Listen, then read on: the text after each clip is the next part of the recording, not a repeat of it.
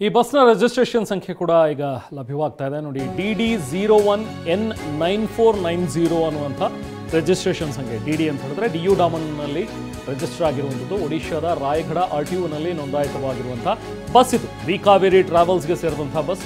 ಬೆಂಗಳೂರಿನಲ್ಲೂ ಕೂಡ ಇದೆ ಇದರದ್ದು branch. Bharat stage 3 diesel bus ಇದು.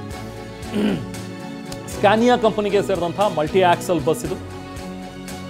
DS3 ವಾಹನ. 8/8/2018 ನೋಂದಣಿಯಾಗಿರೋದು ಇದು. 2018 ರಿಜಿಸ್ಟ್ರೇಷನ್. ಸೊ FC ಕೂಡ ಲ್ಯಾಪ್ಸ್ ಆಗಿಲ್ಲ ಅನ್ನುವಂಥದ್ರ ಬಗ್ಗೆ ಮಾಹಿತಿ ಇದೆ ಅನ್ನುವಂಥದ್ದನ್ನು ನಮ್ಮ ಸಾರಿಗೆ ಸಚಿವರು ರಾಮಲಿಂಗಾರೆಡ್ಡಿ ಅವರು ಕೂಡ ಹೇಳ್ತಾ ಇದ್ರು.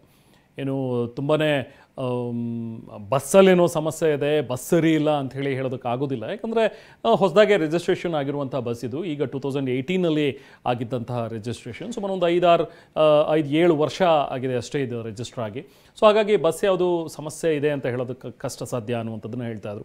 ಮಲ್ಟಿ ಆಕ್ಸೆಲ್ ಬಸ್ ಸ್ಕ್ಯಾನಿಯಾ ಕಂಪ್ನಿಗೆ ಸೇರಿದಂಥ ಬಸ್ ಇದು. ರಿಜಿಸ್ಟ್ರೇಷನ್ DU ಡಾಮನ್ನಲ್ಲಿ ಅಲ್ಲಿ ಆಗಿರುವಂಥ ರಿಜಿಸ್ಟ್ರೇಷನ್ನ ಬಸ್. ಬಟ್ ಇವತ್ತು ಅನ್ಫಾರ್ಚುನೇಟ್, ಇವತ್ತು ಬೆಂಕಿಗೆ ಆಹುತಿಯಾಗಿದೆ. ಅದರ ಜೊತೆಗೆ ಅದರಲ್ಲಿದ್ದಂತಹ ಪ್ರಯಾಣಿಕರು ಕೂಡ ಸುಟ್ಟು ಕರಕಲಾಗಿದ್ದಾರೆ.